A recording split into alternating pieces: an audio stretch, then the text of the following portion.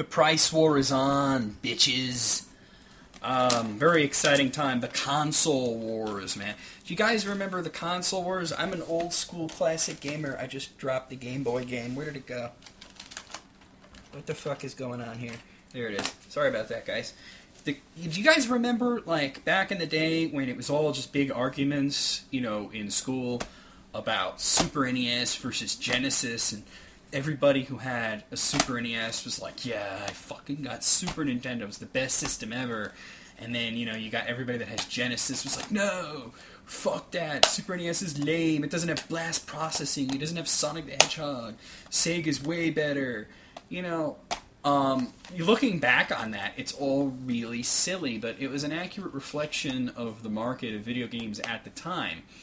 A couple of years later, there was another console war. It was the Nintendo 64 versus the PlayStation, and that was the first time that Nintendo didn't come out on top.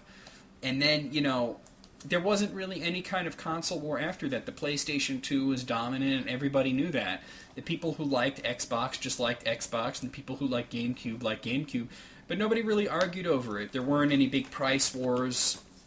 Everybody just was kind of content with their place in the market. Now there's 3 systems out, and you got number 1, the Nintendo Wii, the highest selling system right now.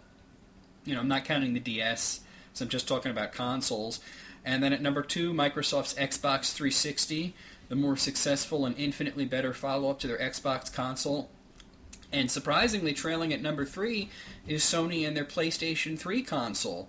Now, why is the PlayStation 3 at number 3? Well, the PlayStation 1 was a number 1 console. The PlayStation 2 is a number 1 console. You figure that Sony's market recognition alone would lead it to a strong opening that at least they'd be able to come in second to Nintendo and not third after Nintendo and Microsoft, fourth if you count the DS. I think the PSP, they're cannibalizing themselves. I think the PSP outsells the PlayStation 3. So what is the problem with the PS3?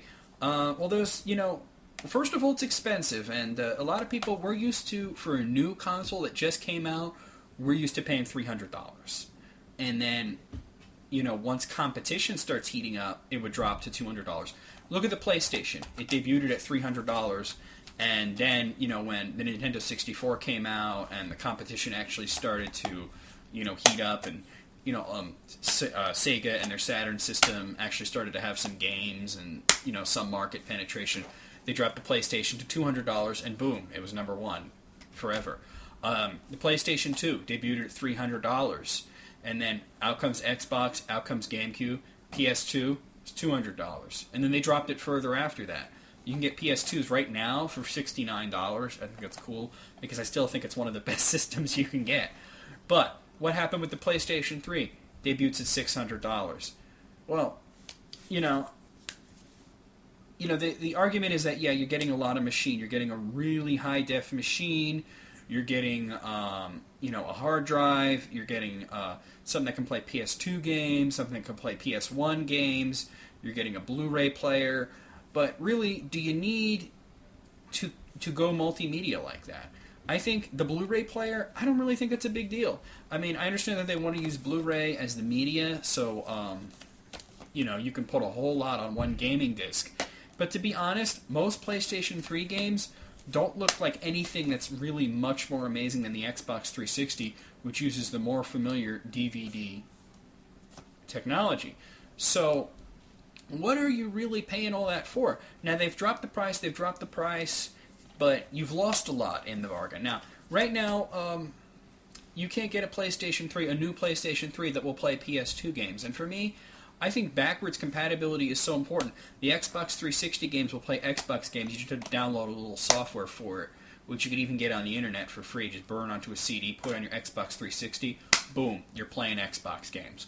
You want to play GameCube games in your Wii? Just slide that GameCube controller in, plug the disc in. I did that backwards. I swear I'm not dyslexic.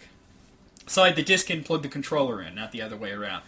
And you're good to go. You just click GameCube. You're playing GameCube.